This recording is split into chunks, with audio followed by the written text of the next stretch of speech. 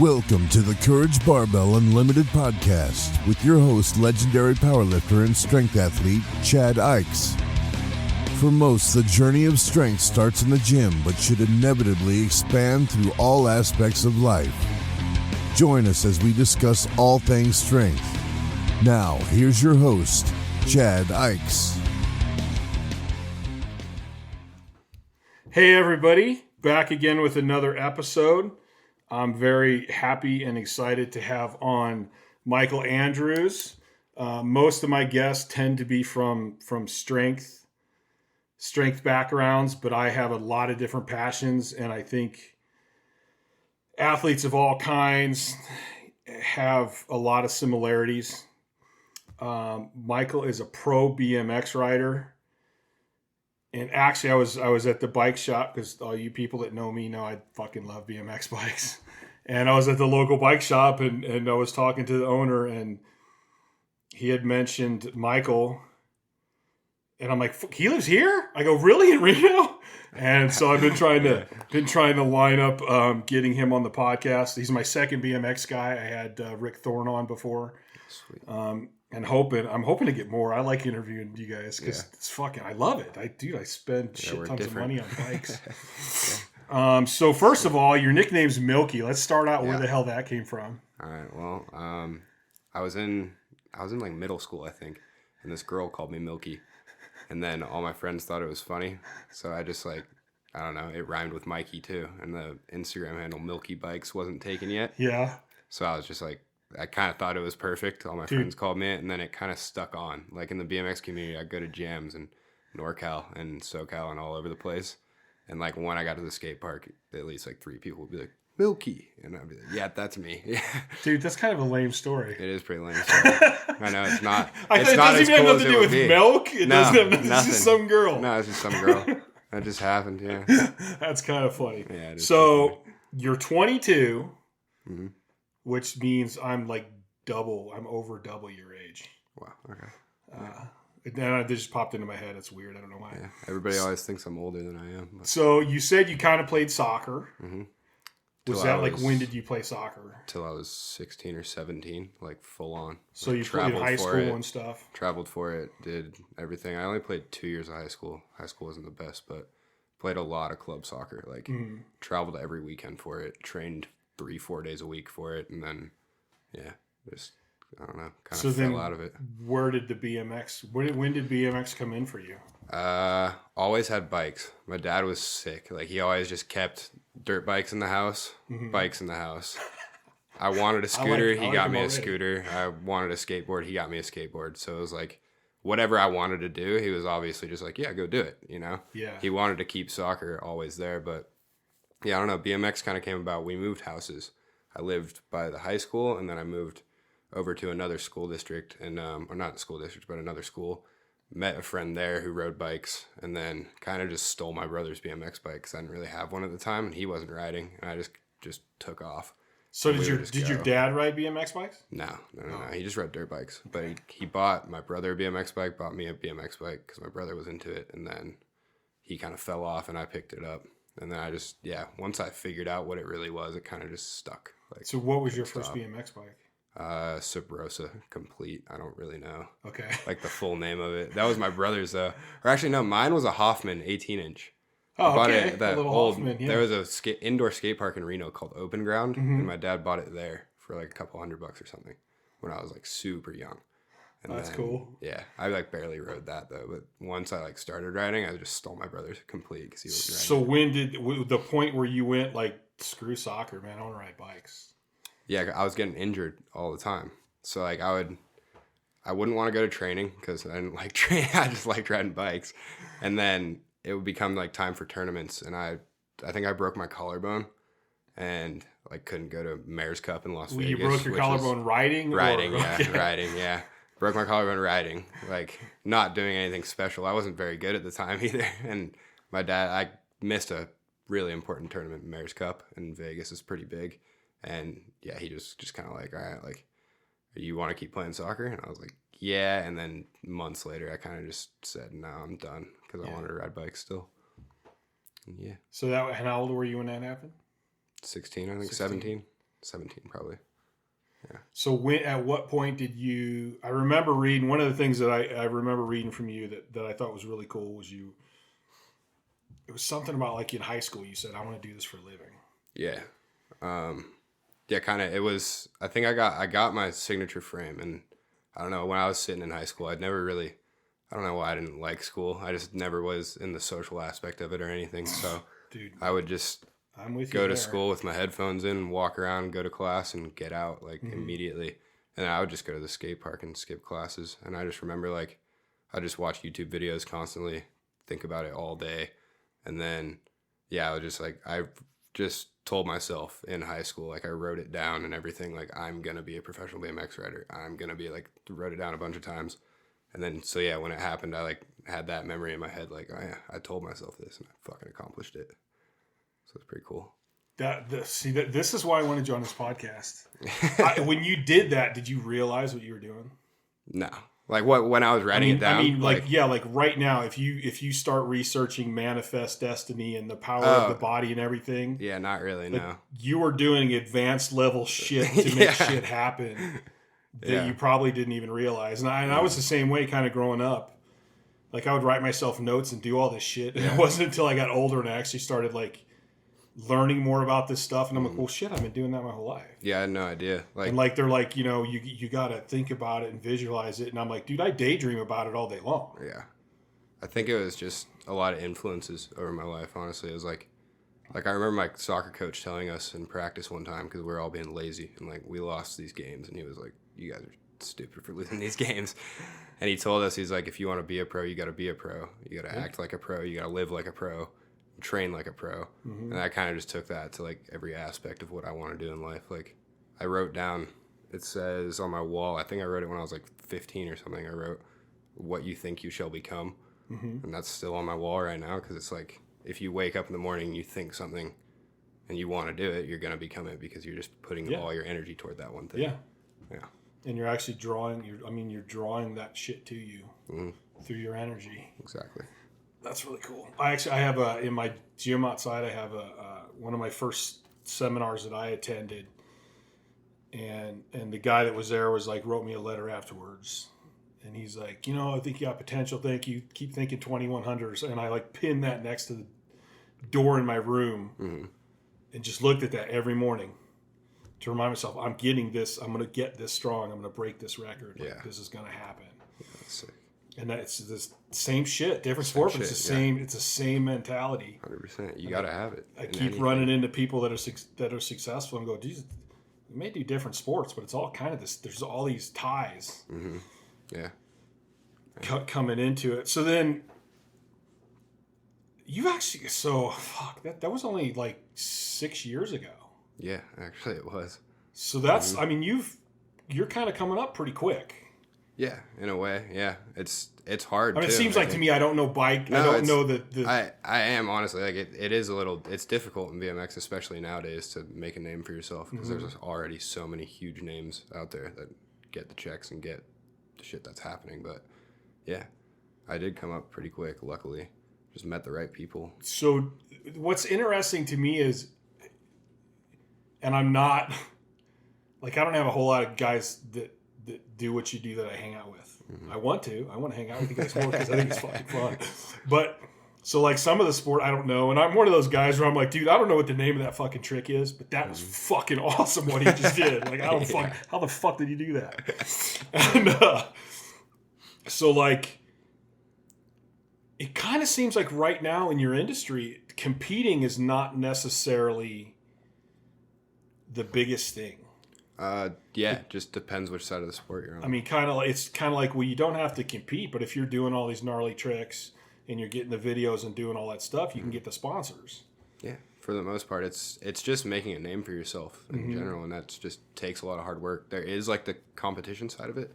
Like a lot of riders ride competitions. Right. I ride a few, and I'm trying to do more, but like the way I ride a bike is very artistic, you'd say. It's like putting creativity toward it and just making a style about it. And that's kind of how it is. It's like, if you have a good style and you work your ass off and make really cool shit and people begin to like it, then that's how you get picked up with sponsors.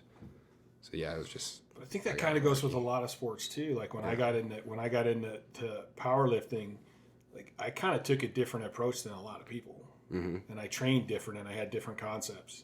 And if you think about like some football players, like they may have a different style. That's why they get. Yeah. Like I think getting in touch with like you said, the creative side, and like, dude, this is the way I ride. Yeah. Fuck everyone else. Exactly. This is my style. It makes you stand out as well. It makes you stand out. Yeah. And it gives you that passion to push because you're learning and you're challenging and you're coming up with your own shit, which seems awesome to me. Yeah.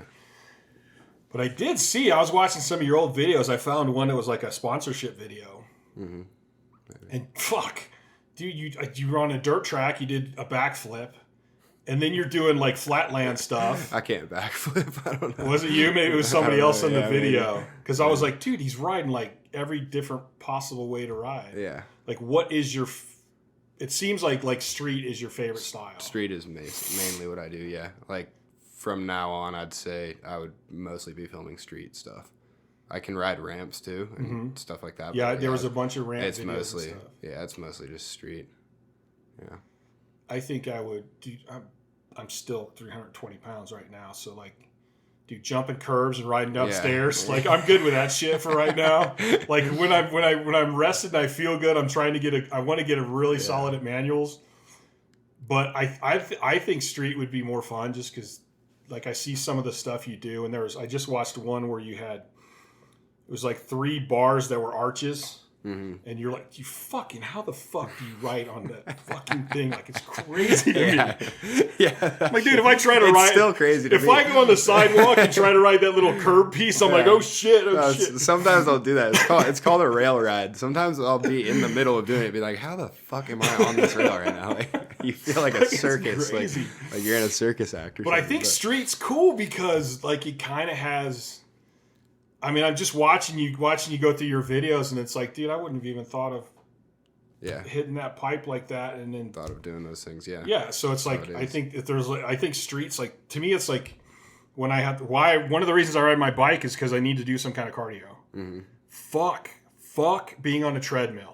Yeah. Like, fuck being in one place. I want to go ride, and I want to go find a new path or a new trail. I did 30 minutes on an elliptical yesterday, and I was sitting there the whole time like, when the fuck is this going to end? Oh, God, it's horrible. It's absolutely horrible. So I think street's really cool, and I think that's probably the one I like to watch the most. Because it is. Like, you guys are just cruising. I mean, I imagine... You're just cruising around till you see something, and you're like, hey, I can do that. Let's try doing this on that. We're pretty much just, like, going out and adventuring for the day. And, like, we'll see certain stuff, obviously, is, like, famous or people know about it. You want to go ride it. But there's times, like, half of the video you were watching when I walked in, like, half of those clips we got was just me and my friend, the filmer, Justin. And we're just, like, eating burritos, driving around for the day, and, like, riding around, you know. Yeah. Doing whatever we please, but then something will just be like click, and you just go do it and film it and create something out of it. See, that sounds like a fun fucking day to me. It is a fun day. It's just bike rides. It's like one of those things where, like, this could be my job. Are you shitting me? Yeah, that's like, seriously. Yeah, sometimes you're just like, what? How am I in this position? Because you just get to do what you want. Like, you know, we get to travel for free and stuff like that, and you'll just be in another state. Like, okay, like. Don't know how I'm here or how I can be affording this, but it's so fun to just go do it. So did you start when you were in high school? Were you starting to get some like some fame in high school? Has it been after high school where that really starts to happen? Or for you? I mean, I wouldn't call. There's no fame really. It's more the only fame you could really say is fame is like the numbers on Instagram and stuff like that, but or on YouTube, just numbers, but no, that didn't happen for a while. It took a long time. Like in high school, me and my friends would go to contests and jams all the time, just repeatedly. Right. And then, eventually I just met the right people and like filmed for the right people. And then it all starts to snowball from there, really. Right. You just kind of got to. And then, so, I mean, do you have what's your game plan for like, for going forward? I mean, is it just kind of like you just got to keep riding and keep just one after keep trying to do more experiences and meet more people, keep trying to push the boundaries of BMX, and like just meeting people and just keep the same mindset where it's like it's not for anything other than the fun and the experience of doing it. It's just like, this is what I want to do. I'd be doing it whether shit was cool or not. Like, if anything was happening, I would still be doing the same thing today. I'd go to work and go ride my bike. Like, that's all I do. Yeah, I can see that. Yeah. And that's probably an important mindset to not let it become a job. Yeah, 100%. It ges frustrating when it becomes a job. So you're sponsored through Odyssey. Mm-hmm. And Fit Bike Co. Which Odyssey I love. The Hazard Light's my favorite wheel. Yeah. My favorite rim. And man, I got a bunch of Odyssey parts. I like their forks. I have like the R32 company. Forks. The new bike, I just put the Thunderbolt cranks on it. Nice. I buy a lot of Odyssey stuff actually. They're the classics, dude. It's the best company. I'm serious. And I like them. And the Fit Bike, the frame is the Young Buck. Yeah. Yep. I wish they had some more colors though. There's 3. Because I actually looked that frame up. I actually like that frame. I'm half-assed. Yeah. I'm like, dude, if I interview him, I should build a bike off that frame. Not that I need to be convinced to build more bikes because I just like fucking doing it. 7 of them. You have more bikes than I do. But I was looking at that frame and it looks like a really cool all-around. Yeah. Like the dimensions of it and everything look really cool. Yeah, that's the whole point of it, is when we made it, it was like, there's 3 of us that ride it. It's me, Max Miller, and Cole Volker. We all just ride, like you said, you're watching my videos, we ride everything. Yeah. That's kind of the point of it. It's just like a mid-range. You can just so was that when you guys got to do that frame, how did they come to you and go, hey, we want you guys to kind of, what are you looking for? What do you like in a frame? And did you guys kind of get to pick the specs and everything? Exactly, yeah. They just said, it had been discussed like over months, like not exactly that we were getting a frame, but it would be like, hey, what do you like? You know, like, and just kind of after a while we get to know each other. And then, it just kind of came about where they were turning Cole Pro, me Pro, and Max Pro at the same time. And they're like, we'll do three colors, 1 frame. You guys all ride the same shit. So it works.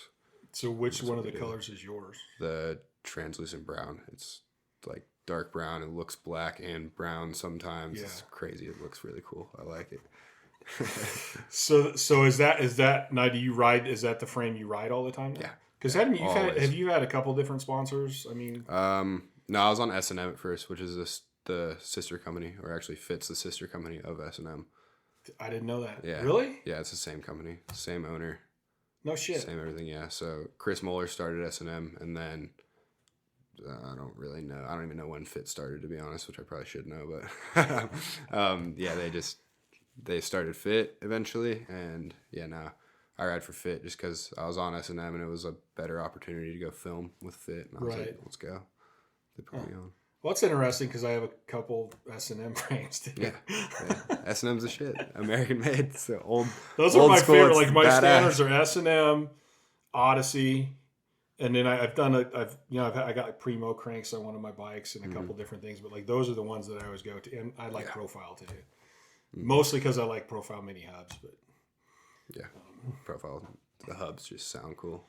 I do love that sound. So cool. Yeah, you just go fast and just so enjoyable just to ride anywhere. So right now you have just the 2 sponsors. You have Odyssey and Fit. Yeah, and I'm sponsored by a shoe company called The Stray. They're cool. Got them on right now. Let's check those out. I haven't heard of them. Good shoes. Are they more like bike shoes, or are they just like? They're just skate shoes. Yeah, they sponsor skaters, dirt bike riders. There's a bunch of people, and they started sending me shoes. They're really cool, and it's important to have some shoes when you're riding a bike for sure. Yeah, because we ruin them all the time. Oh, I imagine. Are there parts that you go through on your bikes pretty quick? Yeah, just pedals, grips, chains, tires, wheels. Like most of it, except for screw it? Bars, forks, frame. It's like you get like once a year because we put it through so much beating. We don't want to like one day jump and snap it. Have it snap, what I mean? Yeah. So put us in a bad situation. But yeah, all the small components. Because let's face it, none of you guys are really big. No, not really. But you guys jump off. There's a few big guys in BMX for sure. Is that really? Yeah, there's a couple. There's definitely a couple. I've seen a couple like seriously Justin Spreet, heavy he's a big dudes. Boy. And I'm like, how is that? If that guy can do it, I should be fucking doing that shit too. Yeah, Spreet, man, I'll just say Spree because it's one of my good friends. But yeah, he's a big guy. He's one of the best riders in the world. But I mean, the way you guys ride, So I'm like, dude, if I hop off a curb, that's 320 pounds slamming down. On yeah, the bike. I mean, but you guys are jumping off like 5, 6, 7 I saw feet you. worth I of said, shit. if you fell down, you'd break the fucking concrete. Concrete wouldn't break you. So I mean, I could see where the pedals chain. I snap a lot of chains. Yeah, makes sense. You're probably just pedaling. And like if some of my bikes, because I started with like just like a Colt, just go buy the bike, and they don't have the best parts on them necessarily. No, so like I fucked up some hubs. Yeah. Broken spokes. Yeah, easily. That stuff. But what you guys are doing is you're so much more on the bikes, I think. I'm just a big guy riding a bike. We ruin them, but eventually also when you learn like how to ride like really well, you kind of just learn how to not break it in a weird way. Like when I first started learning like 180s or 360s, I'd break my spokes all the time. And now I know how to land where it just like won't really Which break makes it sense. That makes sense to me, yeah. So what's the trick that you learned and you were like the most excited to finally hit it? I don't know. I'm not much of like a trick guy. That's the thing. Trick or jump, I do a lot of tricks, but anything. Like what is the like you jumped something and you did a fucking you rode something and you're like, fuck, that was cool. It's not out yet, but it's in the video. It comes out on the 25th. It's the last clip in it. I jump off a stair set and imagine this chapstick is like a pole on the ground. I hit my front tire and my back tire on it and then like go off. And so you jumped off of... Yeah, off like 8 stairs. Tap your front, tap your rear, and then go front, down. back, and then off. Which is... It's like... It's called the chicken nugget, I guess. Dude, that's just scary as shit, because if you terrifying. miss and just go to the side of that pole, that could fucking suck. Yeah, it's not... It wouldn't be good. That's one of the things. Like I think that's the one just because... I had imagined it. I would drive past it in Long Beach. And it's like it's downtown Long Beach, kind of close to my apartment. But I'd drive past it. And I just remember learning that trick on the pole and then looking at that spot and being like, fuck, I want to do that. And a year later, I did it one day. Yeah. And after that, like you can tell on like all my friends are there and their faces are just like, and I'm like, I rode down the block like a mile just screaming when I did it because I didn't know like how I did it really. Like I could picture the thing, like when you do something like that, like you have it in your head and you're just like, all right, like this is how it'll feel. And then while you're doing it, you're just like, holy fuck, it feels good. It feels good. And then you can land. But you've done, so you basically visualize. Yeah. You're visualizing doing that trick and going here, making it happen. Yeah. It would be like, and then so when you're looking at like a weight that you like think is impossible, but like you know that you can do it because you've visualized it before and then you fucking do it. It's like that. It's like failure is not an option, so you're like you have to do what you visualized. Yeah, and then go, I've done this 1,000 times in my head, now I just need to do it in person. Yeah, exactly. Yeah. So what about, like I've seen some of your videos and I know I know you guys don't hit everything every time. So like when you're trying to do something hard and you've eaten shit like 5 times, what's your mentality at that point? Are you just getting pissed? A little bit, yeah. Like, oh my God, no, I'm mad. There's a little bit of pissed off.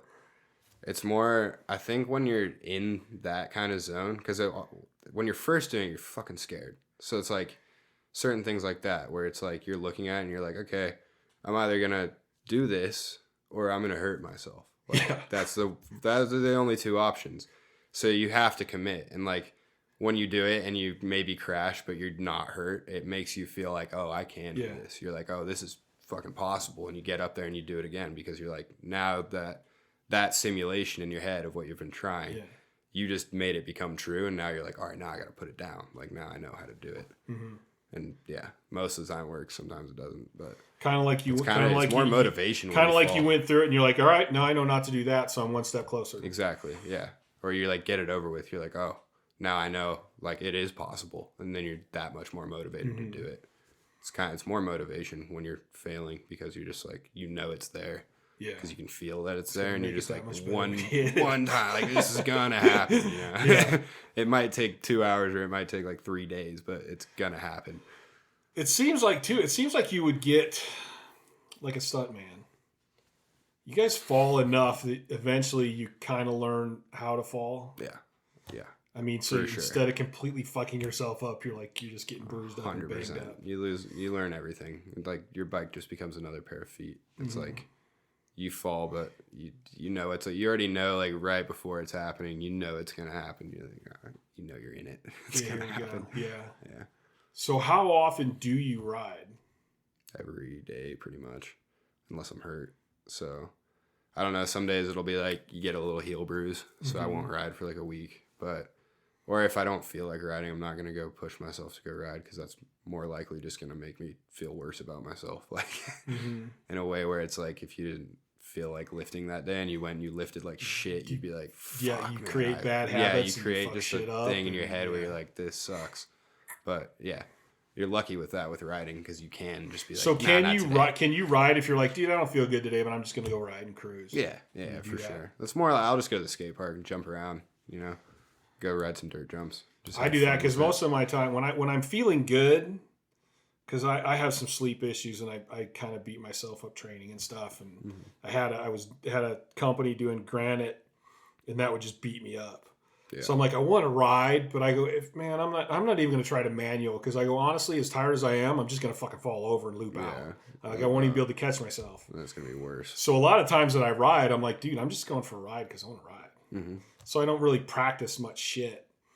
Yeah. But then the times when I do feel good, like I can practice my manuals and I'll go out front like a stupid kid and I'll start stacking up 2x4s. Yeah. Like, can I get over more? Can I get over one more? And like, that's fun to me. But there's times where I'm like, dude, I'm too tired. I'm going to be fucked up. But I still want to ride. 100%. And I still want to have the experience of being on the bike because I just fucking love to ride. Yeah, I do that for sure. At least 4 out of 7 days of the week I'm just riding, but I'm not really trying anything new. I'm just there. But you still kind of develop that feel for the bike and being on the bike. Yeah, the person kicking the ball the most, throwing the ball the most, riding the bike the most is going to be the best. So that's what it is. What's the guy's name? He rides like mountain bikes, but he does all this crazy balance shit. Danny McCaskill. McCaskill, yeah. And I posted one of his things, and I'm like, does this guy live on this fucking bike or what? For sure. Like, does he walk anywhere? I can 100%. See him in the kitchen on a bike. He's probably doing fucking pogo stick jumps while he was in the kitchen, like cutting tomatoes. I'm like, how long do you have to ride to be that comfortable on a bike? He's probably just on it all the time. It's just amazing. And I mean, I see you guys do all kinds of shit that I'm just like, fuck. Even that, I go, I want to be able to do that. Mm-hmm. But most of the time I'm so fucking tired I don't even try. And even we have the little skate park here at Lazy Five. It's like right across from my house. Yeah, you're so close. It's crazy. There's that little bowl. The first time I went over there and dropped into that little lip, I was like, fuck. Just fucking do it. Go. That's funny.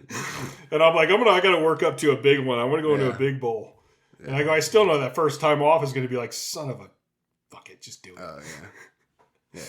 He did. I was dating a girl in Columbus, and we went to this. There was a big indoor park in there, and I was like, "Oh shit, I'm buying a bike and leaving it at your house. Nice. I'm going to this park." And then we ended up breaking up, so I never got to go ride there. I was all stoked about. I'm like, I don't give a shit. Did you buy the bike? No. Okay, thank God. No, I would have drove out and got it though, knowing me. Yeah. I'll spend $500 to go get that bike back. You want that thing? It's hard. I did one, because I take all my clients riding, which was funny because everybody, like I had the same experience with guns. I love guns. Everybody I take shooting, like, has the best time. Yeah, you do it once and you're like, and they're like, oh, I want to go buy a gun. Yeah. So then when I got enough bikes that I'm like, all right, I can take this group on a ride. It's going to be our GPP or recovery session. Like everybody comes back. Just like going, dude, that was so fun. And they're like, now they come in and go, we going for a ride today? I'm like, no, you need to fucking lift today. Get the fuck up. I love that. That's so good. But I had a 24-inch Redline Asset, and my one client he's actually plays indoor football professionally. Okay. So he loves it. And he's like, I'm buying a bike. Sick. And so he goes, I really like your 24 Redline. And I looked it up and I go, dude, they're 50% off right now. Yeah. But it was yellow. And he's like, I don't really like the yellow. I go, fuck it, buy it. you can take mine, and then all I really want's the frame. I'll rebuild the whole fucking. So now I have one of those 24 that I'm going to rebuild now too. That's cool. Yeah, because I just love it, man. I love that. That's why I got stoked when I saw your Instagram and you were taking your clients. I was like, that's so sick, because I know exactly. You said it's so fun. It's like it's got to be fun. It's so even like yesterday, I have my client. It has a figure competition next weekend. Mm-hmm. So this week was kind of all mellow stuff, but yesterday, Tuesday, I'm like, all right, it's kind of our last chance to ride. Yeah, and it's sprinkling a little bit, and I'm like, it's getting cold. I say we go for it. Like, what the fuck? So we end up getting soaked, and it's muddy and shitty, and she's laughing the whole time. Yeah. And like we both get back, and it was like, I don't even give a shit. It's cold and wet, but I don't care. It was still fun. Yeah, like, it's still enjoyable. Uh-huh. And I try to teach people, like, lifting might not be the most fun for everybody. I happen to enjoy it. Like, it's fun for me. But I mean, you got to find shit that you enjoy. Yeah. And I think, like, with you going professional with this, like, dude, it's something you love. Yeah. Like, in that, and I think that helps push you further into it. Mm-hmm. So from where you're at now, like, what's the next? It's just keep riding. Just keep riding. And then if your spot, when you guys are out shooting videos, is that you shooting videos, or is that like your sponsors pay for? Kind of help with the trips and stuff. Anything on like social media is just me and my friends. But yeah, if we're filming like a real video, like the one you saw today on YouTube, or anything with like a bigger production behind it, that is a professional filmer, like being paid to do it. That's works for the companies. Yeah, so then they're gonna pump that stuff out for their bikes. Yeah, exactly. But yeah, that's how it is. But yeah. So are you to the point now where you can just ride? Not yet. No. Most people will never get to that point. BMX is a pretty struggling industry in that way, for sure.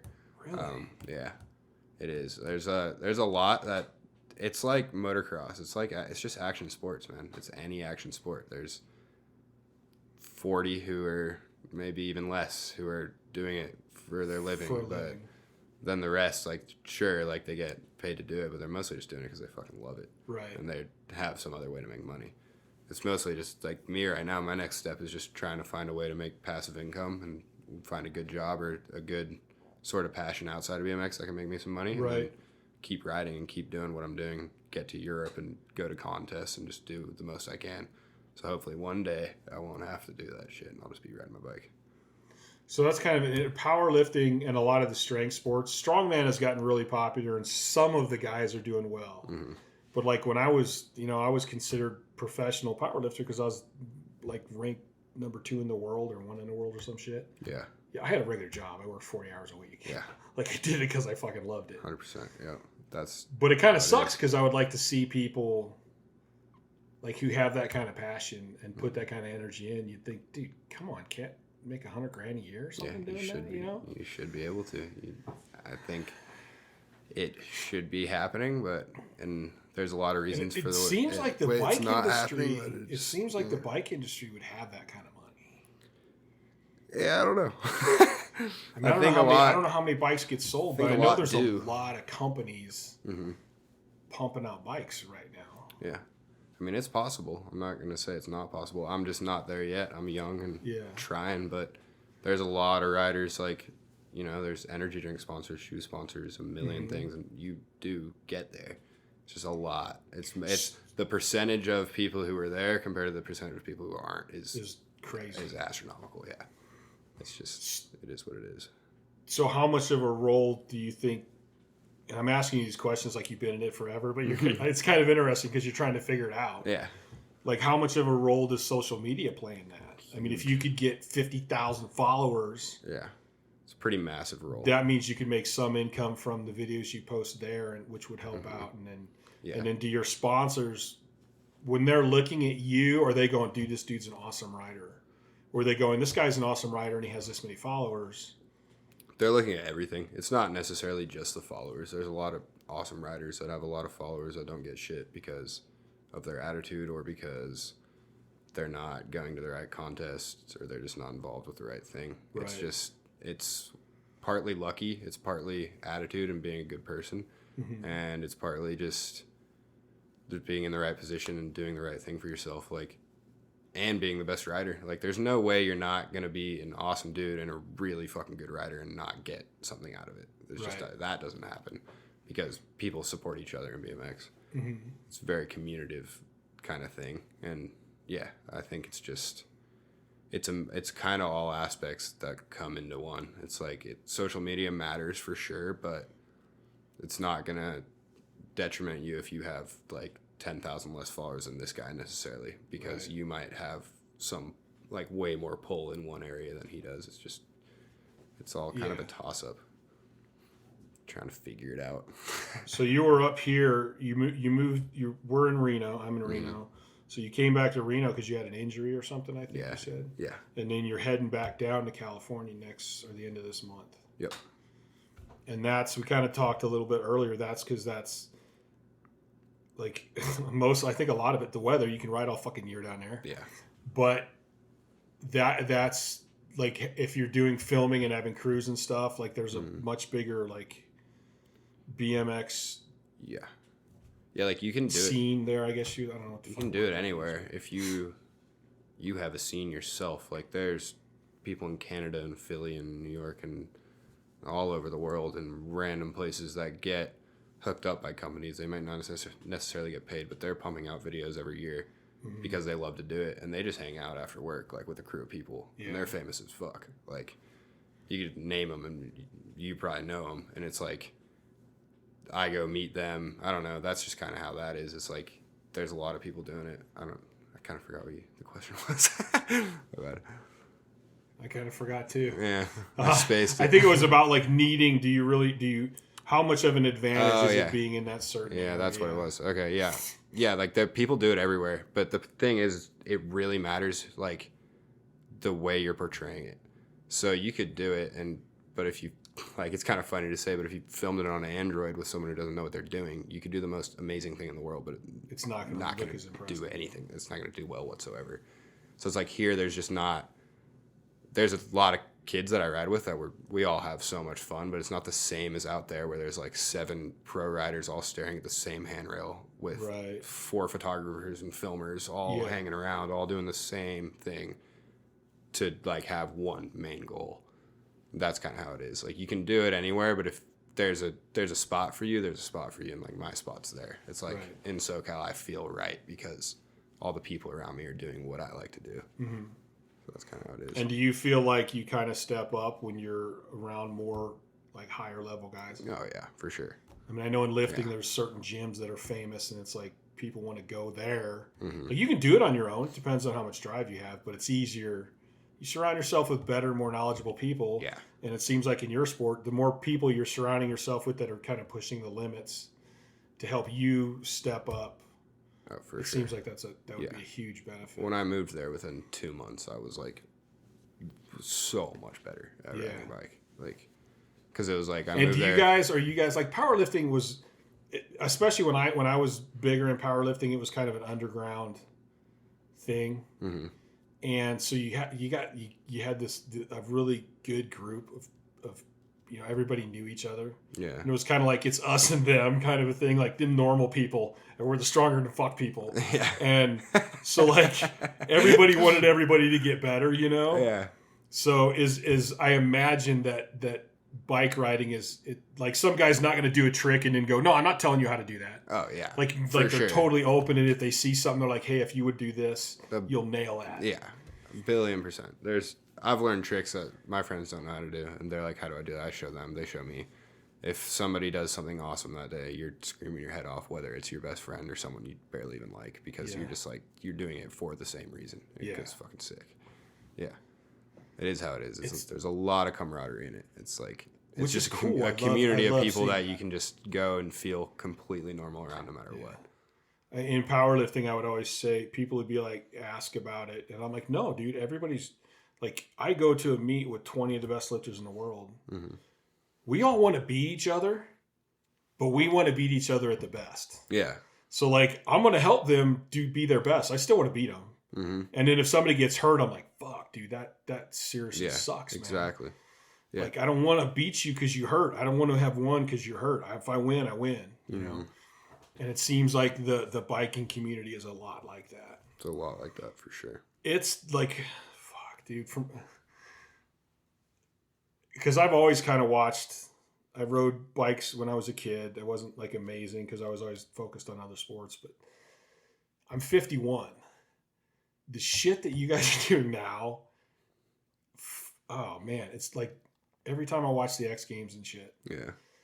And it's like blows my fucking mind. Yeah, it's insane. Like the level that it's come to. And I saw a video the other day that had some older BMX guys watching some of the, because I follow some young kids, and I'm like, what the hell the fuck did that kid do that? Yeah. And I watched this video of these older guys, and they're the same way. They're like, holy shit. Yeah. What the hell's that kid going to do when he's 20? Holy fuck. It's crazy.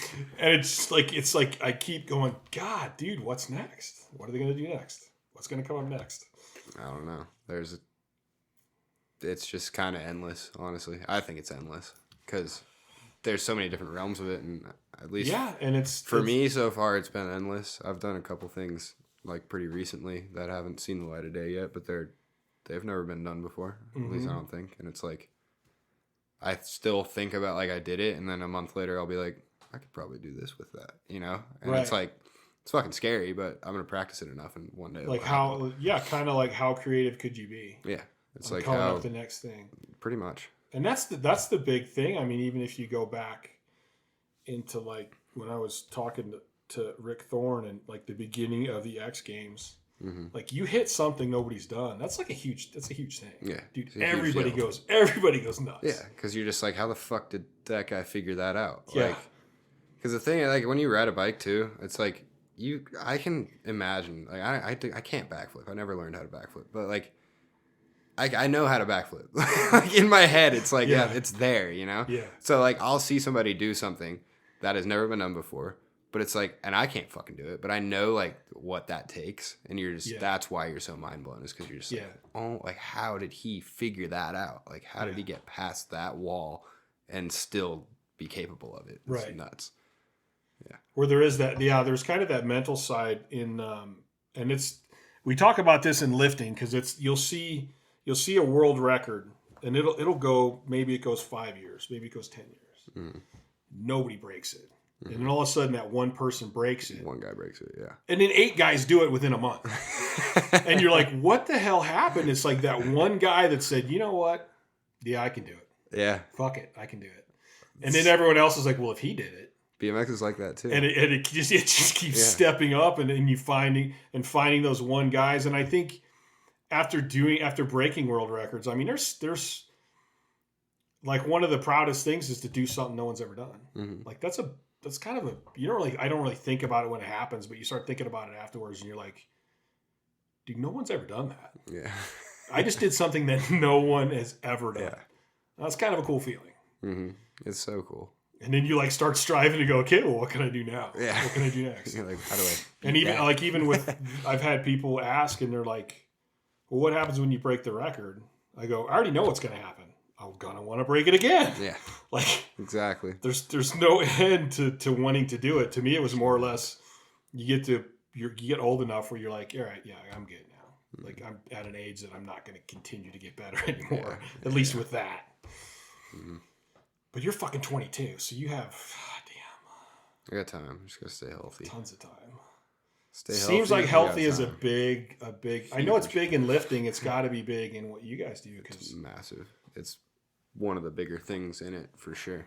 It's like I take care of myself pretty goddamn well, and so like I started doing that when I was like 17. I started stretching every day and paying attention to what I like drink and eat, because it's like, so define taking care of yourself, eating healthy. For the most, I wouldn't say I eat crazy healthy. I'm not a genius or anything, but like. I do what you're supposed to do. Mm-hmm. I should do better, but it's like, it just matters because when you get hurt, you can heal faster. Yeah. You don't get as much inflammation. It's every day we're trying to ride our bikes, and we're like putting our body through shit every day. So you have to take care of it. So, and you do stretch and do like mobility stuff. That's actually kind of interesting. I didn't think about that, but you guys are doing kind of acrobatics. Yeah. Like you got to contort your body. We put our backs in a lot of different ways.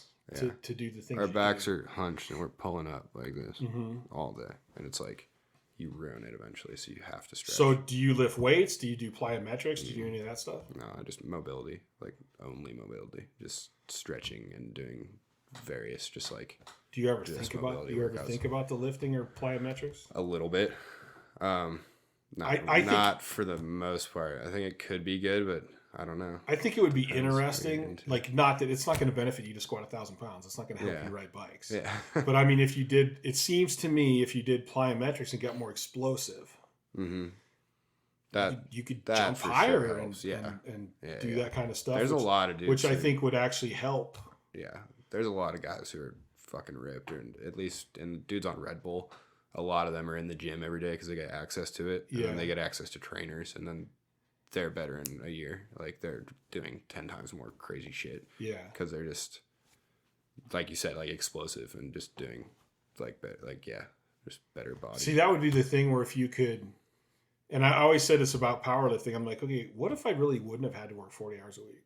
Then what could I have lifted? Yeah. And like, just think if you get to the point where it's like you don't have to do a job. Yeah. Then like, dude, I could add in 45 minutes of training every day. Exactly. Easy. Yeah. That's what I mean. It's like you can wake up and go, all right, I'm going to go to the gym now. And then I'm going to go home and stretch. And then I'm going to eat. And then I'm going to go to the skate park for 2 hours. Yeah. And that's my day. Yeah. And then on the weekend we film. Yeah. So it's like after that whole week of taking care of yourself, you're ready for the weekend and you're just a fucking maniac. Like, you're so ready, you know? What kind of life? And then, awesome life. And then there's the guys who are working 40 hours a week, like me, that are just like trying to get you get on the weekend and you're like, crawling into the session because you're tired and sore. And that's what it is. So, okay, what kind of hubs do you ride? Cassette, hubs, cassette all the way. Have you ridden a free? I've never ridden a free coaster, and I actually thought about buying one just to. They're fun. I've ridden one for sure. I used to ride one, and then it broke. They break easier. Do they? That's why I stopped riding it, because when I was younger, I couldn't afford parts, so I broke my free coaster, and I got a cassette wheel off my friend. And that didn't break for like a year. So I was like, okay, we're riding cassettes. But and then they just became more fun to me. But yeah, I just ride Odyssey cassette and Odyssey front wheel. That's what I have on I had a Colt that I had bought a complete kit. And then I'm like, well, screw that. I stripped it down to the frame. And I bought the Odyssey hubs and wheels for it. Yeah, wheels are so important. Which I like.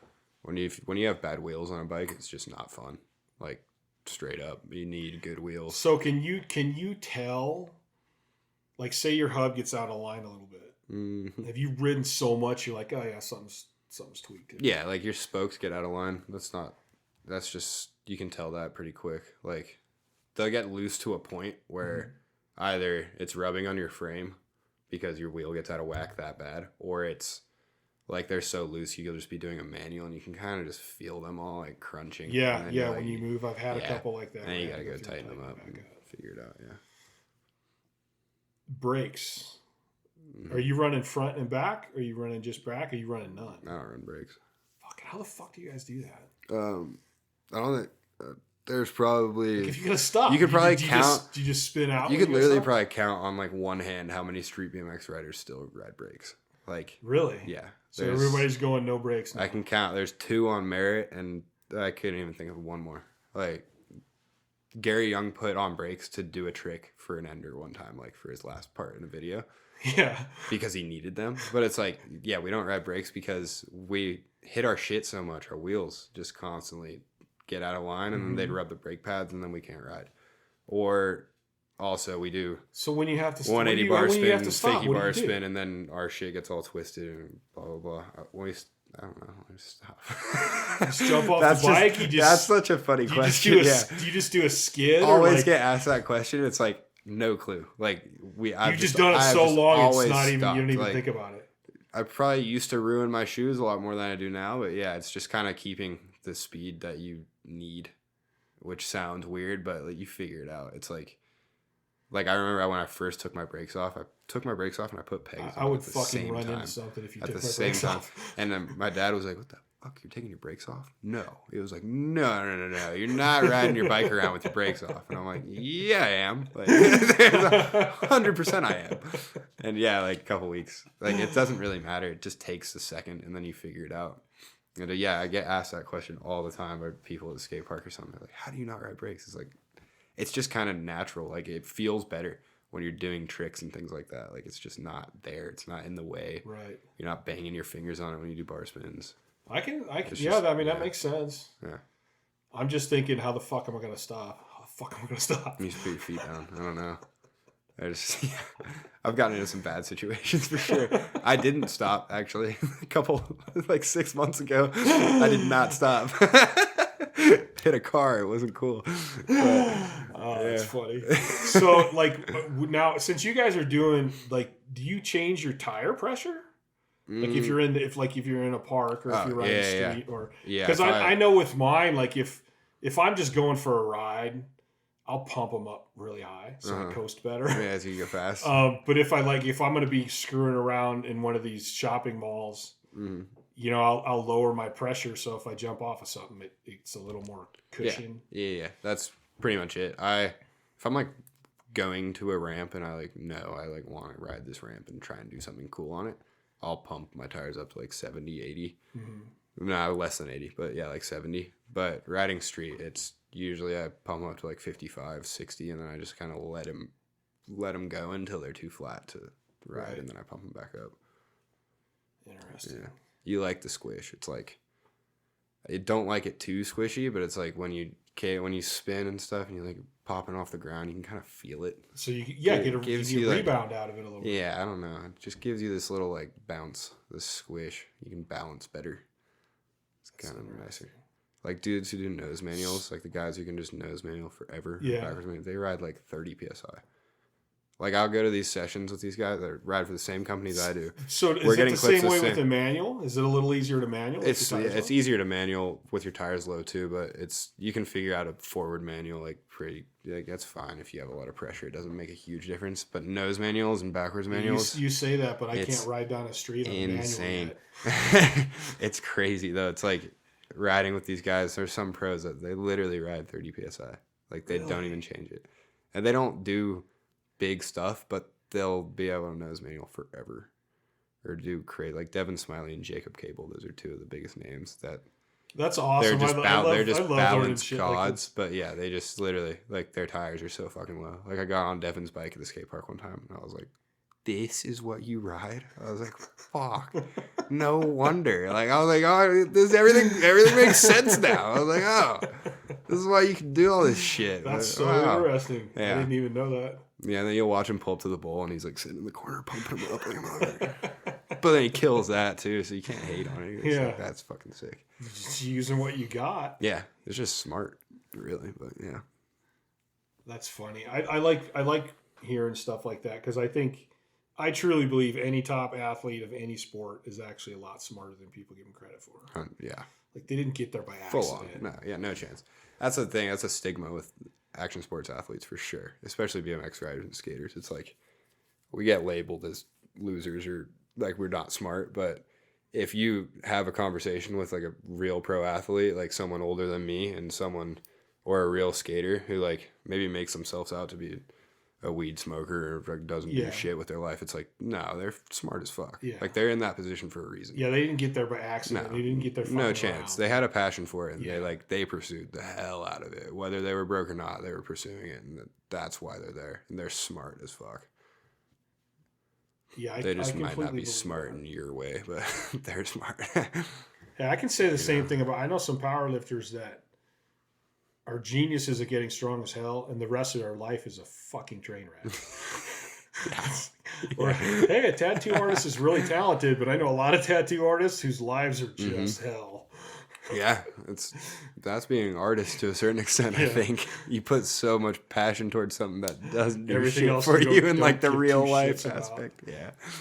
So when you're riding around town and stuff, how often do you get hassled about stuff? It's been happening a lot more lately. I don't know. I'm on the come up. I have no clue. Because I actually ride. I'll go riding through the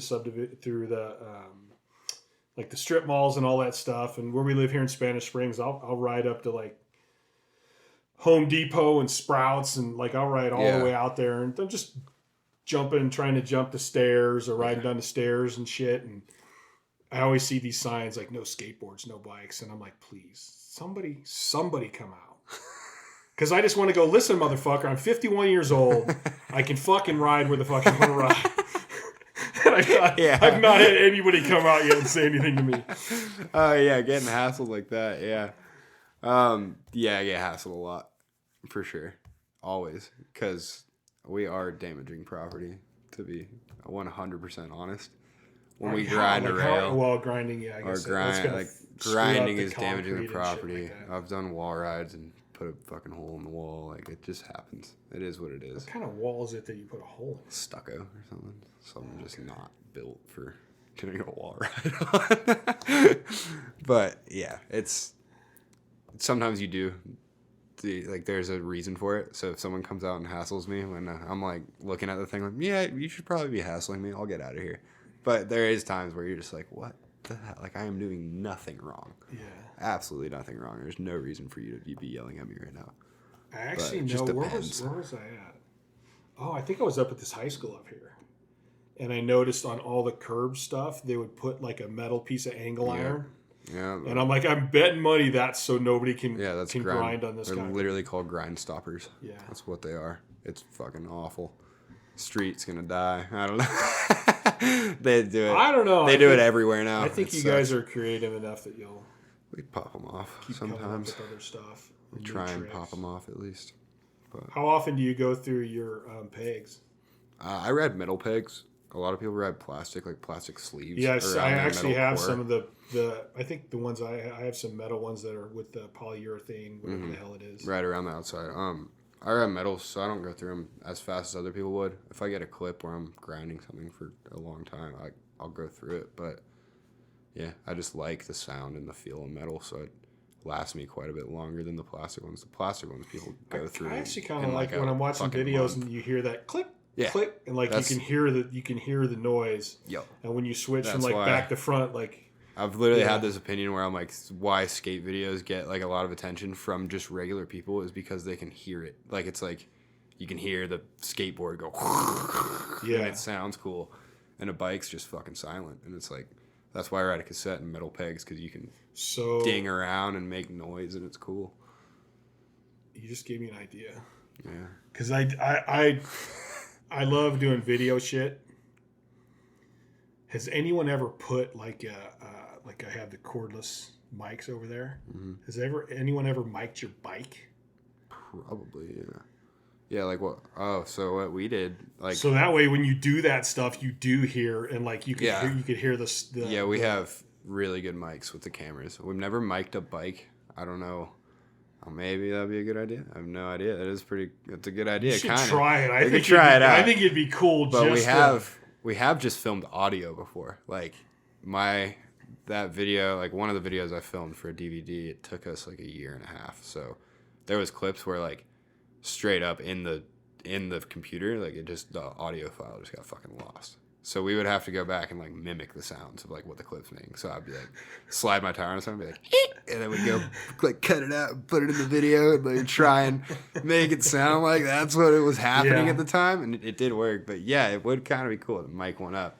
I think it'd just be hard to get the exact sound you want, but I don't know. You could try it. There's always room to try things. It would be interesting to see that. Yeah. You would. Yeah, that's interesting. We need more ideas. Yeah, that's how you make more money, man. Yeah, exactly. You do shit that no one's ever done, dude. Yeah.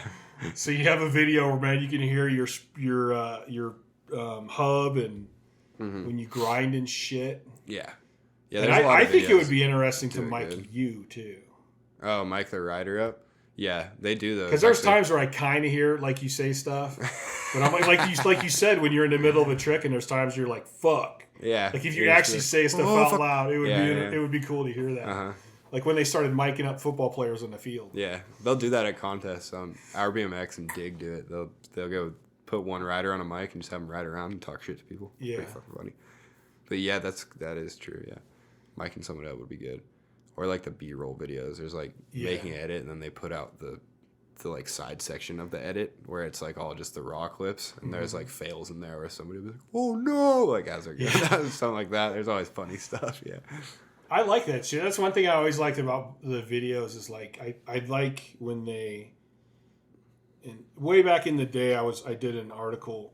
I was getting interviewed for a magazine and they're like, well, how is powerlifting going to get more popular? And I was like, I think people need to know more about who that person is to be vested in who they are. Yeah. And I've never really seen a bike video where they like interview you and try to find out stuff about you. But even if you guys have always been good about, they'll have clips of you guys fucking around eating and like some funny shit happens. Yeah. And I like seeing that stuff in the videos and breaking up like the writing and to kind of get your personalities and go, dude, that dude's pretty fucking funny. That's well worth it. I want to see that guy do well. Yeah. You know? That's like half the battle. And I think they've always been really good. Even when I was a kid and watched them, they were always pretty good about clipping that shit in there. Yeah. Yeah. We always say we're trying to like make a movie, basically. Yeah. It's like when you make a video part, you're trying to create something that like I agree. Shows a story to a certain extent or shows who you are in some way. So yeah. That's where I kind of like the videos too where it shows a couple fails. Yeah. And then shows you get it. Yeah. That's good. Which is cool cuz I mean, I don't know if people I ride enough to know what you guys are doing. And to know how fucking crazy it is. Like some of the shit you guys I watch it shaking my head like, holy shit, like how the fuck do they do that? and the balls to do that. Yeah. You know, like I said, you're looking at But I wonder, like people go, Chad, you squatted 1,200 pounds. What's it like to get under 1,200 pounds? Yeah, I couldn't fucking imagine. I don't fucking think about it. I'm like, I'm going to get under that and squat it. Like it doesn't even... The little bit that pops into my head of me getting crushed by this weight, I completely block it out. Yeah. So like, I don't know when you guys are doing tricks if you're going, fuck, this is gonna hurt if I don't make it. I think if you also go, I can't think about that. I need to think about making it. Period. Yeah, if you're thinking this is gonna hurt if I don't make it, you probably shouldn't be doing it that day. You're gonna fuck up and hurt yourself. That's like just how it is. I don't know. There's been days like that. So it's kind of the same mentality where you're like, dude, no, I got this. I'm doing it because I can get this. Yeah. It's gonna be hard, but I can get it. I can do this. Yeah, 100%. Yeah, I've like pulled out filmers days and gone to a spot and just been like, nah, chance. Like I thought I could do it a week earlier, and then I've gotten there and just been like, nope, I don't want to die today. I'm not feeling it. Let's go do something else. That's smart though. Yeah, just the way it is. A lot of guys would be like, fuck it, I'm fucking doing it. Yeah, I've done that too, but you learn. I did one when I was a kid. Quick. They were building a house across the street from my house, and they had all the dirt piled up. So we took our bikes over there and we're riding all this dirt and stuff. And there's this one huge pile that they were digging out of. And my buddies are like, I'm like, I think I can ride down that. My buddies are like, dude, there's no way. I go, yeah, I can do it. They're like, no way. I'll bet you. And I go, okay, I'm going to do it. And I climbed up the backside of the dirt hill. And it was probably, I don't know, 15 feet, 12 feet, something like that. I climbed to the top and I looked over and went, fuck. I can't do this. I cannot do that. But I said I'm doing it. Got on my bike, rode over it, just pie-faced it, flat to the ground. Fuck. And my buddies are laughing at me like, you're an idiot. And I go, no, I'm not, because I said I was going to do it, and I did it. So screw off. That's funny. I didn't say I'd make it. Well, I probably did say I would make it, but either way, at least I tried it. Doing it is making it. Yeah. That's funny. So right now, you're just, I mean, work-wise, you just kind of do what you got to do to make ends meet. Yeah, do a little bit of like side jobs, but I work at a golf course right now. I have been in Long Beach too. I'm going to do valet as well, I think, just to top onto it. But yeah, I've just been working at a golf course because it's easy. They get me time off when I need it to go ride bikes. I don't know. I got some bills paid for from BMX, so it's mostly just me saving money and working like a little more than part-time just to get myself by and do what the fuck I need to do. But yeah, I just play golf, work at a golf course, and travel. You actually play golf? Yeah. Are you good at golf? Yeah, I'm pretty nasty. Do you play on your bike? No, I do not. Do you have a golf bag hooked to your bike so you No, can that's around in between? I've seen one though. I saw one online the other day, like a big mountain bike with a golf caddy. And I'm like, that's pretty cool. Ride a bike. So, I mean, is your family and friends, are they behind you? Or do you have people going, you know what, you need to just get a real job, or you need a career? I pretty much say everybody except for like my brother and my friends are pretty much on the boat of like a career is what matters. But nah, I don't know, man. Nah, it's like I'm 22. I'm about to turn 23, but I'm not gonna fucking be young enough to ride my bike forever. So I'm gonna ride my bike right now, and I'm gonna do the best I can at what I love, because that's what matters.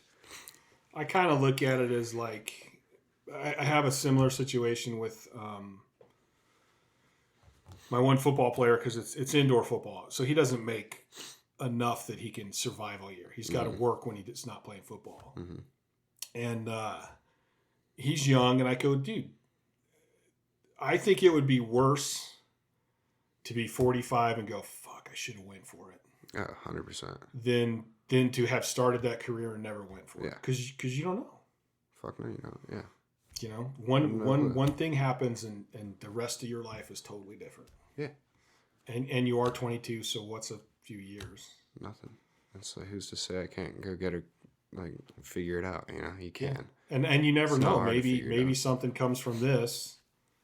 If you're super... And you're able to start a business later that somehow revolves around this because of what you did here. I mean, who knows how you make it? That's the biggest goal, is to be able to do something with it. Like, whether it's riding for a company or not. Like, that's not even the biggest goal. Is like, of course you ride for companies because that's fucking sick, and you get to make videos and pursue your passion. They help you with it. But the end goal is to damn near have my own thing where it's like, people are, you know, wearing what I wear and doing what the hell's like what I think is cool, and then you make something out of it, throw events, do the shit. I don't know. That is kind of the end goal, is to have something where I have more than, like, I have a part in the industry instead of just like being a pro rider. You actually are a part of the industry in a way where you can make other pro riders. Yeah. Grow the sport, do cool stuff. I mean, even like Matt Hoffman is making bikes. Yeah. Michael Lard makes some cool ass frames, which I would like to have someday. I mean, it would. I mean, there's a lot of different ways to make it through that sport, but I think I respect the fact that what you're doing. I think it's fucking cool. Thank you. For real. Like, a lot of people freak out about that. I'm like, fuck it. You're young, man. Push it. See what you can do. See where you can take it. You don't know. Yeah, you never know. You may get some huge contract. I mean, you never know. Yeah. I don't know how much. It's not even that. It's just Monster. I mean, it seems like Monster's got to be paying some people something. They are, for sure. Yeah. There's a lot out there, but it's like, it's not even about that. It's really just like, I don't know. Like, I'm saving up money right now to go to Europe next year, and next year I'm going to spend like 4 months traveling Europe riding my bike, and I'll be 23 doing it. That's fucking cooler to me than working at FedEx right now.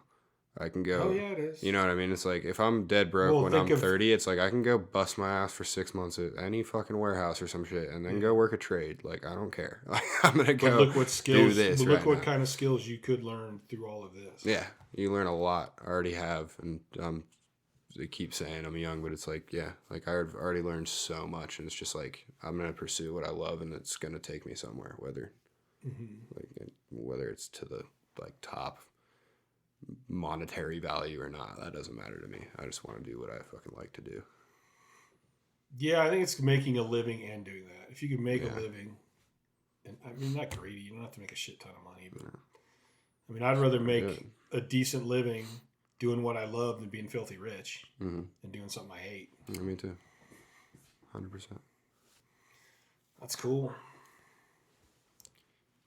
So I think, you're sponsored by, I want to give all your sponsors a shout out. Odyssey, which does Odyssey, they don't make a full bike. They make only parts. They make parts. But Odyssey makes a lot of parts. They make every part. And they're the parts company of Sunday. You know, the Sunday. So a Sunday bike is... Sunday bike has Odyssey components on it. Oh, really? I did not know that. They make some components too, but yeah, those two companies are intertwined, just like S&M and Fit. Okay. Yeah, so Sunday makes frames. Odyssey doesn't make frames. They're just a parts company. That's interesting. And then I'm a chrome freak. I love chrome. Yeah. The last bike I built, I specifically would not let myself use chrome because I wanted to challenge myself you couldn't. to like, Chad, you have to build a cool bike with no fucking chrome this time. That's fucking funny. Yeah. So I'm finding it's harder to get chrome. Like right now, parts are hard. Yeah, it's their fault. Even this, I have this yellow, this yellow 24-inch frame, and I'm like, okay, I want to go white and yellow. Basically, or the color schema, and chrome. I'm putting chrome back on that one. I fucking love chrome. But I'm having trouble finding white parts. So it's kind of like I look around and I go, okay, I wanted these cranks, but I can't get them in white. What's a crank that I think is decent that I can get in white? And so I'm on this freaking search. Yeah, they're tough. It's like... It seems like after COVID, so many of the bike companies like got behind, and it's like they still haven't caught up. Yeah, COVID had us bought out, and then it was like... For a lot of companies, shipments weren't even coming, and then they all came at once, and then we just had a shitload of product, and no one was buying it. Yeah, and you're just like, what the fuck? And then a lot of the time too, it's like a white set of cranks. It's like they're not gonna make a shitload of white cranks because not a shitload are gonna sell. Yeah, you know, like they're gonna make 50, and those 50 are gonna sell, but they're not gonna bring them back until like a couple years later. And then chrome is just expensive right now. Like I'm pretty sure we used to go to like Mexico for our chrome, and now we can't. And chrome's just insane. It's just a lot of stuff is just getting like material wise, just getting really expensive. So it's hard to find and hard to make. I was talking to the guy in town, and he said something about they changed the California changed the restrictions. So now it's so expensive that nobody's doing chrome anymore over there. Yeah, I've told nobody's chroming anything. I was talking about it before. I think the whole BMX industry should just move to Nevada. It could be cheaper. We'd probably be able to pay our riders more. I don't know why every fucking warehouse is in California. Do you know? It blows my mind. I'm actually looking at moving to Pahrump because part of the reason is I want to ride my bike more. I don't want to fucking be 20 goddamn degrees. Yeah. But Vegas is becoming a huge mecca for strength sports when it used to be LA. Yeah. Like everybody's getting the hell out of California. So it would make sense to me, like... Yeah, it'll happen. Southern Nevada, those guys could save a shit ton of money because of the state tax. So much more money. And warehousing would be cheaper and everything would be cheaper. Everything would be cheaper. I don't know why they're still there. It blows my mind. I seriously don't get it. It kills me. We got warehouses in California. There's like fucking 7 warehouses in California that just run BMX parts out of it. And they don't make enough money. And I'm like, why don't you just... Go somewhere where you're not paying so California? much for the warehouse and then the state tax and it's everything like, else. It's like BMX is huge everywhere. It really is. It's like any state you go to, there's going to be a community of riders, and like Texas is huge right now. I don't know. Well, even Vegas I was looking at like Australia right seems to be BMX seems to be going really good Spain, in Australia and everywhere. England. And BMX is a thriving industry for sure. I think it's just in a bad point material wise, and just like needs time to kick back into gear, but it will. Did you see the We the People full suspension 20-inch BMX bike? Yeah. Yeah, dude. I don't know. Part of me wants to ride it. I want to ride it. I don't care. I don't care about any of that shit. I want to ride it. It doesn't matter. You can ride what the fuck you want. I want to ride a Sur-On too, dude. It does not matter. They're fun as hell. Yeah, I looked at the price because I'm like, I need to do that. That'd be cool. Yeah, 20-inch with a suspension. I know. But I'm so big. Like even on I have one mountain bike. Because I just hate changing gears and all that. That's just the pain in the ass to me. But like the suspensions, when you're really big, you got to try to torque them up so much that they're kind of tough to ride. But I thought, dude, I want to see somebody take one of them on a ramp. Yeah, I want to do it. Like, it would be honestly, it would really be interesting. It'd be sick. I want to take it like how they have downhill trails, but they make them smooth. Like there's basically you ride them on BMX bikes, but you can bring a 20 with some suspension on one of those. So fun. I was looking at last night. I saw this thing because my plan is I'm trying to buy land right now is to move to Pahrump, which is just outside of Vegas, because my great nieces live there and I would like to spend more time with them. And I want land and I want to build a barn dominium with just a little just like my little house in it. But a bigger space for gym, bigger space to like work on my bikes. Like I want an actual bike little shop. A little bike shop, yeah. And then I'm like, I can build a pump track on my property there. That'd be hella fun. Yeah. And so I was looking at this one last night. They sell a plastic track. Yeah. That you can get in different designs. And I'm like, until I looked at the price, I was like, dude, that's kind of fucking cool, dude. I'm going to be the shit of the neighborhood, dude. I'm going to have all the kids in fucking Brunt coming to my house to ride. Yeah. But yeah, I thought that'd be cool as shit. And I'm like, dude, I'll have enough space in there if I can start doing some flatland. Build me a flatland bike and start fucking around on that. Yeah, that's my goal. I want to get some land when I'm older and just build a ramp. Just fuck around. I have all these crazy ideas. Yeah. I'm like, okay, so if I build get a big enough metal building and I build a single level for my little living space, then I'll have this upper level that I can put a shop or something on. And I could put my little bike shop up there and I could build me some ramps going back down and back up to the top of this. You ride around your house. I'm like, dude, that shit would be so fun. Don't walk anywhere, just ride around. That would be pretty cool. Oh, I like bikes too much. There's this dude that's super good on a unicycle, and I've always thought, like, I can just imagine him, like, waking up and just be like, oh, just grab a fucking unicycle, just showering on the unicycle and shit. Like, man, just looks, he's so good at it. I'm like, why would you walk? Like, you can just chill out, just ride around all day. It's so funny. I've never done a unicycle. I haven't either. I'll try it. It's pretty hard. I'm also wondering, on BMX bikes, I don't know has anyone put a disc brake on a BMX bike? Mm-hmm. Because I think some of the race bikes have the discs. Yeah, we just mess everything up. Like the way we bang our stuff and just spin and jolt and grind. Like you can't grind. You can't grind a handrail with a disc brake because it'll block you from grinding the rail. Yeah, and you'll just rub the disc. Or you'll just rub the disc. That's true. So you're just gonna mess it up. Yeah. So we're just like very limited because of what we do, like because of the actual the way you guys ride. Ride a bike. Like you're just limited on the designs because of that. It's like gotten to a point where it's kind of like fucking stuck. People are just trying to figure out new cool stuff to do. It never really works. Like they came out with a pedal. I think it's so dorky. They came out with a pedal and one of the sides is flat because everybody does pedal grinds. Yeah. They're like, oh, we'll make one side flat so you know where it's like, what the fuck's the point? Like, you just grind them off anyways. Yeah, it's gonna flatten out. It's so dumb. But yeah, they're just like, we're at such a point where we're like, yeah, we came out with the new flat pedals. It's like, that's a terrible idea actually. But like, you're trying to get so creative. Like it's just, like, why would I even bother? Like, I don't know. That's just what I mean. Is where it's kind of at a creative standstill. So it's like we're trying to do something different, but it's like you can't put a disc brake on. You can't do certain stuff because with the bike now.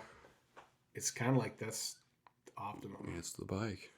I mean, do you have like when I rebuilt this old one, it has the old neck on it, and it's like I don't know if you remember the old days, but it was a bearing. You could actually see the bearings and kind of they sucked. Yeah.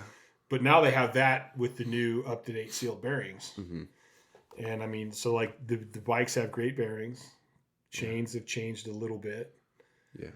The hubs are like, I think some of the new hubs out there are pretty fucking bulletproof. I mean, everything's going to wear out eventually. Bulletproof, yeah. So like, yeah, what more is there to change? I don't know. The only difference I've had, and I don't do tricks like you guys, but I like the taller handlebars. Mm-hmm. Like I've been running 11s on my two new bikes, and I like them. Yeah, I'm a weirdo. I like it low. Do you? Yeah, I ride 9.5 bars with a front loaded stem. Because you're like 6 foot, aren't you? I cut my forks and I slam them. Yeah, like my shit is super low. I don't know why. Like really? I think it just feels good. It's all freaking down there. It's good. I don't know. So even when you're just riding around, don't you feel like you're bent over though? Yeah, I don't really ride around. But that's not your thing. Yeah, when I ride around, I'll hop on another bike usually. Because I was wondering that when I put these 11s on it, I was wondering like, is this any good for people that actually want to do tricks? I mean, I can kind of see where if it could get too tall. Yeah, it depends. I don't think many people ride 11s. I think Charlie Crumlish rides like 10.5. Well, I think they only came out with the 11s. I think they just came, and then they came out with 12s. I think it was SNL. Yeah, I don't know. Yeah, they're the only ones who would do it. Muller's crazy enough to fucking do it. And I'm like, I think these are probably for old guys like me. Yeah. That's probably why these are coming out. I don't know. Dude, who knows? It's popular. It's cool. That dude knows what he's doing.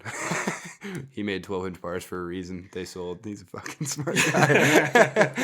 But I couldn't imagine riding 12-inch bars or 11-inch bars because I don't think you could do tricks on them very well. But certain guys do. I think Charlie might ride 11. I don't know, but he rides tall ass bars and still does some pretty cool stuff. But that's just not me. I know that the 29-inch BMX bikes are hugely popular right now. Yeah. Yeah, it's just because people can ride them around. Like, honestly, if I'm going to go on a bike ride, I'd way rather hop on, like, a 24-inch or some stupid, like, thing I can just wheelie around town just because it's, like, just fun to go do. But it's also fun to get on my bike and pedal my ass off and jump shit. Like, it's just, just depends what you want, I guess. It's cool, though. It's cool, though, that they have all that different... Yeah. The different areas of, I mean, it's kind of like lifting. We have geared lifting and guys that wear knee wraps or guys that don't wear kney wraps and all this other shit. Yeah. And it's all just lifting, man. Like, yeah, it's all the same shit. But so, like, if a guy see got a bike, it's cool. Mm-hmm. I mean, I'm not much on the whole street bike thing, but it's cool. It's just 12-speed, whatever, but they're still on a bike, so that's good. It's just not my thing. If you ride through downtown Philly and some sketchy neighborhoods, they're all gonna yell out "Bike Life" if they see a dirt bike, a BMX bike, or do they really? Some little kid, or they all do the same shit. I will say, thing. I do want to try one of the, God damn it, what do they call them? Basically, where you stop pedaling, the wheel stops. Oh shit! What's the name of it? What do they call those? I've never ridden one. I actually want to ride one. You stop pedaling, the wheel stops. Yeah, like if you stop pedaling, you'll skid. Really? Yeah. There's a name for them, and I can't think of it. I can't even think of that's crazy. Yeah, really? So there's no slip. You stop pedaling, the wheel stops. That's nuts. You pedal in reverse, it goes in reverse. Because all I know is fixies that just no matter what you do, you're pedaling. I think that's it, a fixie. But if you stop, it stops. No, the pedals just keep going. Yeah, so if you stop the pedals from moving, the rear wheel stops. If you try, it's hard to stop the pedals from moving. So you're literally like once you're going, skid. There's no skid. Like you just keep going until you slow down. That's what's nuts about those. So like a fixie. I've never ridden one. I just want to ride one for the fuck of it. Yeah, they're fucking scary. My friends, a lot of skaters ride fixies around. Like they'll strap their skateboards to their back and they ride fixies everywhere. And it's because once you start going, it just keeps you going. So it's like an easy pedal. It's like like if you want to slow down, you got to pedal slower. Yeah, or you got to pedal faster. I don't know. I couldn't find myself slowing down. That's the thing. Maybe I'm just not experienced enough in them. But like when I was going, it would be like to a point I would try and slow down. My fucking feet would just keep. I would be like, trying to stop it. Yeah, and I heard it's popular, like the guys that live in the cities and shit. And I'm like, dude, you're hauling ass around traffic on that? Yeah, that's what I'm saying. Yeah, that's what they do. I've seen guys in New York like just riding with their hands behind their back on a fixie, and I'm like, dude, guys, people complain about me with no brakes. Like that is no brakes, but you can't stop pedaling either. Like you have to keep going. That is nuts. At least I could put my feet down, and they strap their feet into the pedals too, so they have. It was fucking crazy. I could never do that shit. I love that shit. I want to try that shit.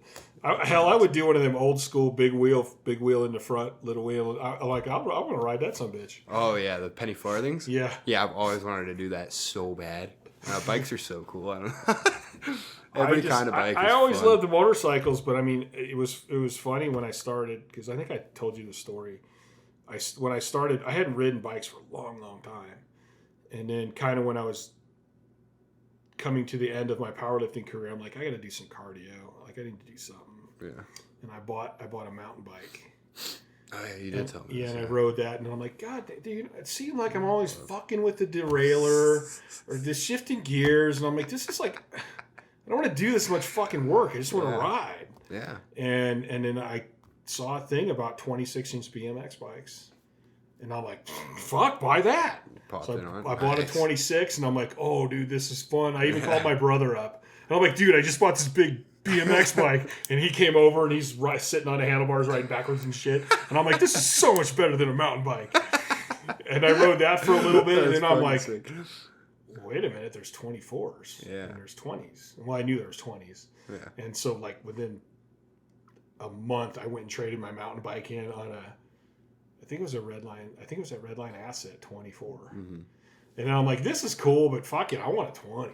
Yeah, you get. And now I would rather ride my 20s than anything. That's nuts. Yeah, that's cool though. Because they react better. Yeah, it's more fun. And that, to me, that's the fun part of it. It is a fun part. I hate. Every time I go ride a mountain bike, I break it. That's for sure.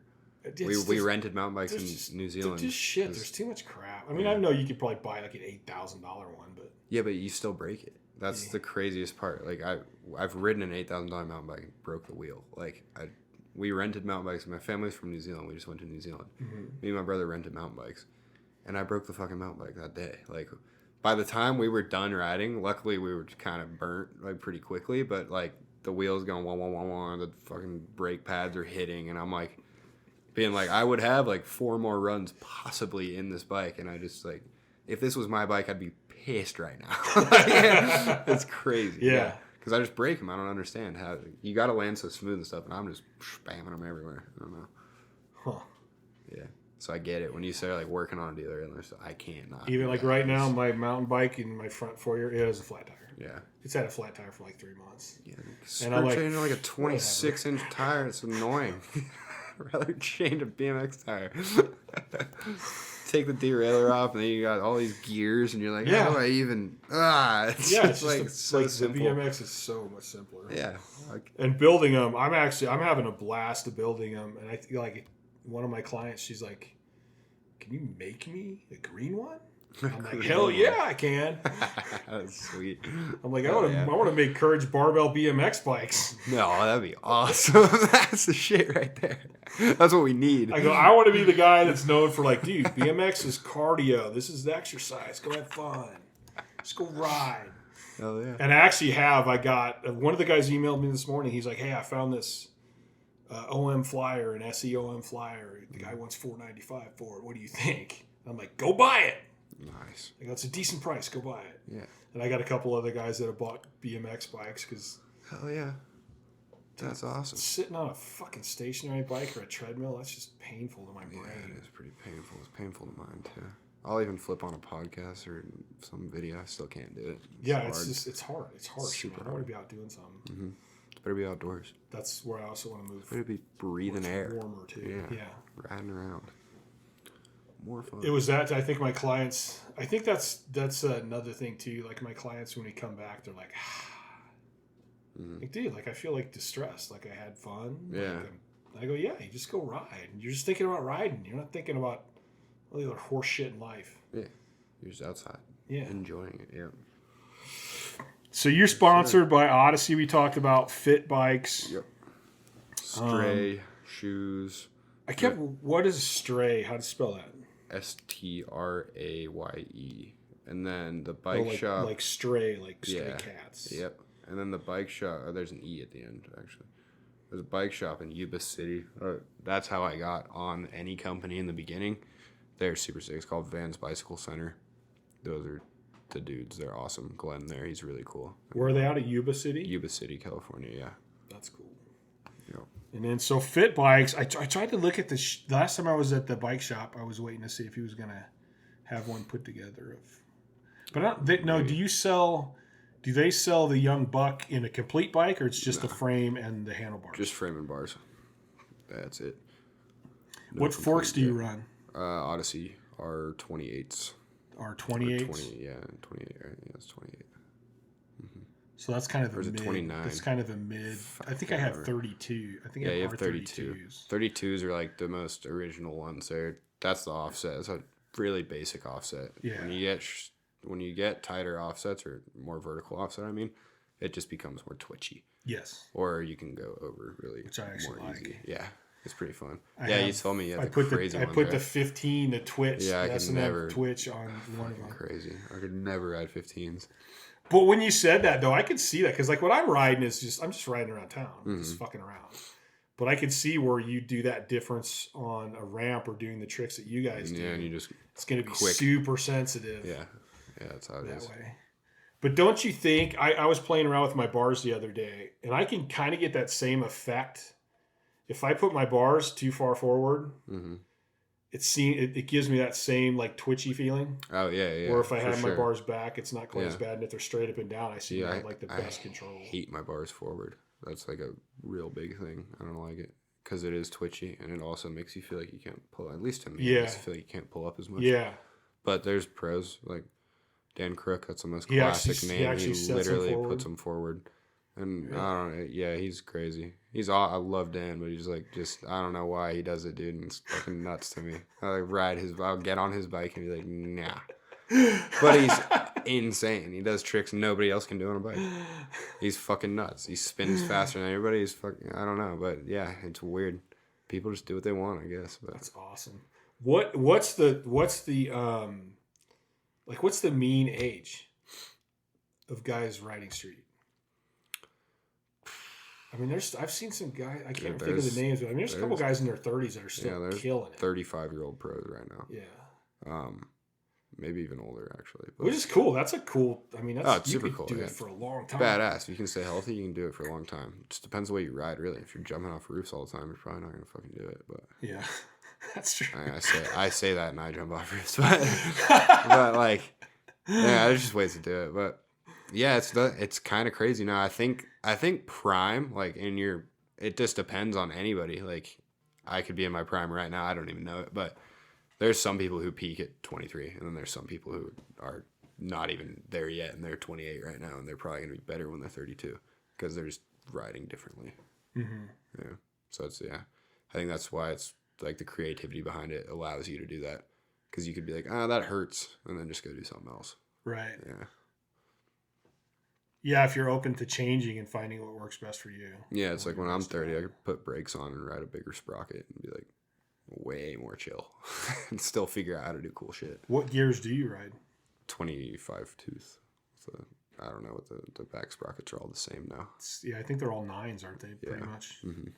Yeah, I just like. Does that matter a lot? Have you changed it up a lot? No, people ride 25 or 28 usually, and that's just like 28 is more when like guys who like to go fast and jump really high, and they don't do as many small nudgy tricks. Yeah, because I haven't with my big cranks. Like when I built that Challenger, I had to go back and look at the sprockets, because that's more of a BMX race kind of bike, and those guys play around with the sprocket sizes a lot more, depending on how fast you come out of the gate or whatever. But I didn't really know with the smaller, because when I was a kid, nobody rode like the small sprockets when I had the big sprockets. I didn't know, because I haven't changed them yet. Even the ones I built, I ride 25s. Yeah. So I went 9 and 25. Mm-hmm. But I thought I should buy some different ones just to see what it's like. Yeah. Because it seems to, if you go with the one, and then you would get more from each push. Yeah, when you got to 25, it's just quicker. Yeah. So, like, from me to the wall, it's like you get there and you're going to be going faster. Right. But the bigger sprocket is like over time, you're going to go faster. Yeah. Yeah. So it just depends what you want. So I need to play around with that just for the fun of it. Yeah. You'd probably have fun with a bigger one too, because you can just fucking, once you'll start going, you go fast, and then you go faster on those bikes. Yeah, like with my 20, if I'm going downhill with like the 25, I can get to the point where like like we just threw our like event, like our jam thing at the skate park, and we did a long jump, and there was like a couple $100 on it, and the guy with the 28 tooth sprocket is obviously going to win, because he's going to drop in and pedal, and he's going to go fucking faster. Yeah. I actually wanted to go to that, but I had work to do that day. Yeah. It was cool. Because you said they do a bike night here too, right? Yeah, they do it sometimes. I don't know. I think it's Reno Bike Night on Instagram, but they do it every month or so, or every couple of weeks, and it's just...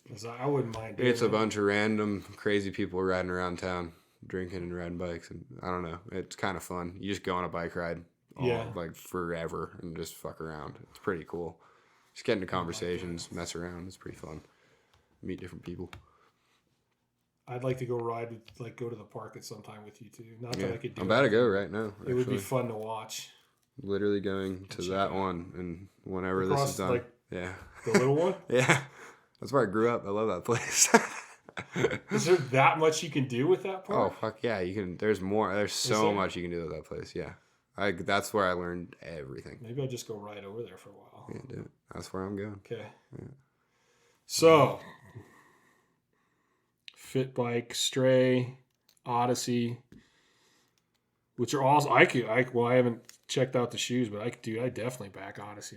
I put a bunch of Odyssey shit on my thing. Odyssey's the best shit. And if that frame I like S&M, and they're offshoot S&M. So it's American made. It's the fucking same S&M metal, just a different sticker. Technically, that might be one pretty of my much an S&M that might frame. be one of my next frames to try. It's the shit. Because the setup looks pretty similar to everything. Like most of the stuff that I've ridden that I like. You'd probably like it, because it wouldn't be anything crazy. I don't know. I think a lot of, especially like someone just to learn anything on it and just ride it anyway, it's super good. Yeah, like a good neutral positions for everything. It's not too twitchy. You can jump shit. You can spin. You can. Yeah. It's like, you can just do it all on it. That's why we have it. It's a classic. Cool, man. It's awesome. I'm so glad you came by. Yeah, me too. This was fun to me. Yeah. It sucks that you're going back down to California, but you have family here, so you'll be coming back at some point. Yeah, yes, I will. Or if I get down to Pahrump, I don't think Pahrum's not that far from LA. No, it's not. I'm in Vegas quite a bit too to ride bikes. Yeah, there's a good crew in Vegas. So that'd be cool. So yeah, man, let's keep in touch. Yes, sir. And maybe we can have you on again at some other point. Yeah. When are you have some new videos coming out? Yep. November 25th and December 8th. My pro part for Fit comes out December 8th. Who puts those out? Fit? Odyssey, I mean, it's not like Fit. I'm so old. It's not like buying a DVD. Nah, yeah. I mean, yeah, you can. I mean, not these videos. We just made a DVD like 2 years ago. But yeah, it's just YouTube. Just Fit Bike on YouTube or Odyssey on YouTube. You kind of let out that you did some cool shit on that. Yeah. On that one. Yeah, I'm pretty fucking juiced on both of those edits for sure. Yeah. It's cool. Definitely the best. I'm going to have to, and then your best riding I've ever done for sure. Your Instagram is Milky Bikes. Milky Bikes. Yes, sir. Do you have any other social media? Is that it? That's it. I don't like social media. I wish it didn't exist. I honestly hate it, but it's kind of part of what I do. It's part of what everybody does now, unfortunately. I probably should have a fucking TikTok and everything, but I don't want to. I won't do TikTok. I refuse TikTok. I refuse it too. And then other people are like, I made $100 this month off TikTok. I'm like, man, that sounds pretty cool.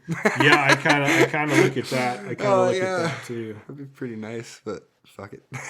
I still don't understand. I don't understand the whole thing yet, though. Yeah. I'm like, so what do you mean? You just posted videos and they paid you? Like, what the hell does that work? Yeah, because that's how they do it's it. Weird. It's a weird world. So weird.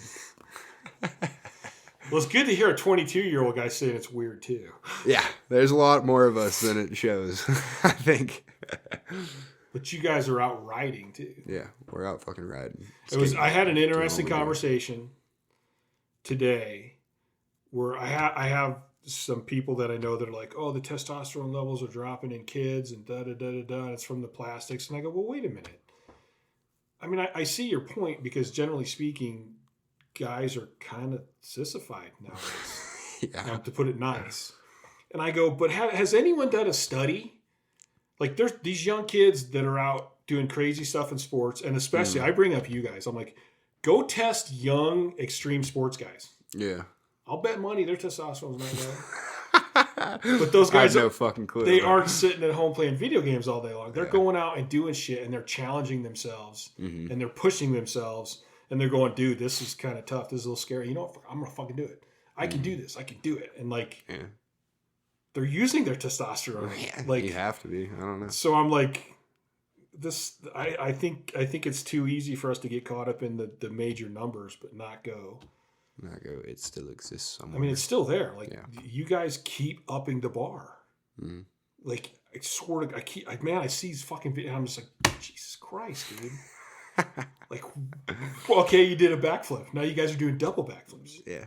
Now it's triple. Now you're doing a backflip, a fucking spin, and spinning your bars. And I'm like, how? Yeah, it's never gonna end. Like I said, I don't think it will. I think it's stop. going to keep. I actually, when I was coming up in powerlifting, when I first came into it, the squat world record was like 1,047. Mm-hmm.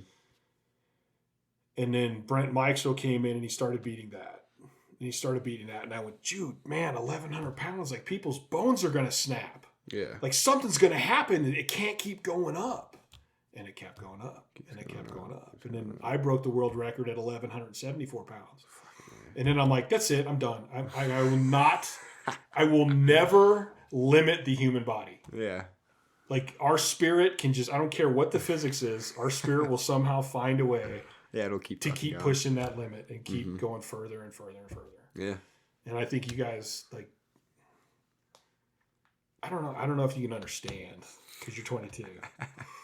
But, like, I mean, honestly, growing up and, like, I remember some of the first black flips. I remember the first dirt bike backflip. And it was like, holy shit, dude, that's so crazy. Yeah. And now you're just now like... it's not shit. Yeah, now it's like, oh, you do backflip. Yeah, it's like whatever. Yeah, big deal. I know, like 40 people who can backflip.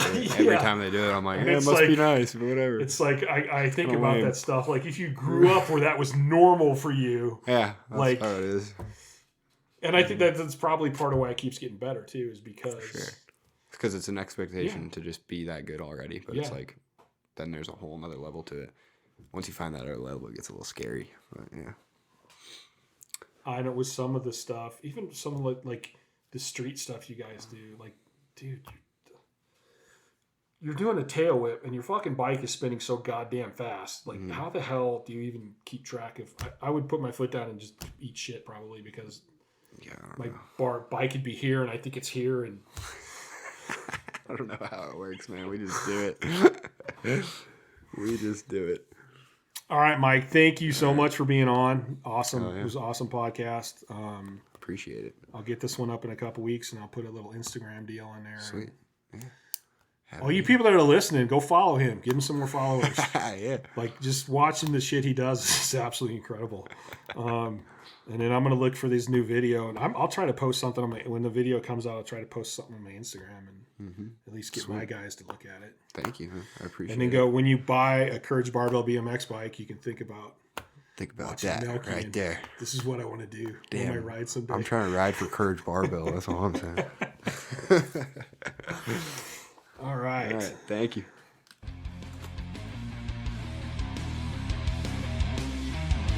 Thanks for listening to the Courage Barbell Unlimited podcast. For more information, please visit couragebarbell.com. Until next time.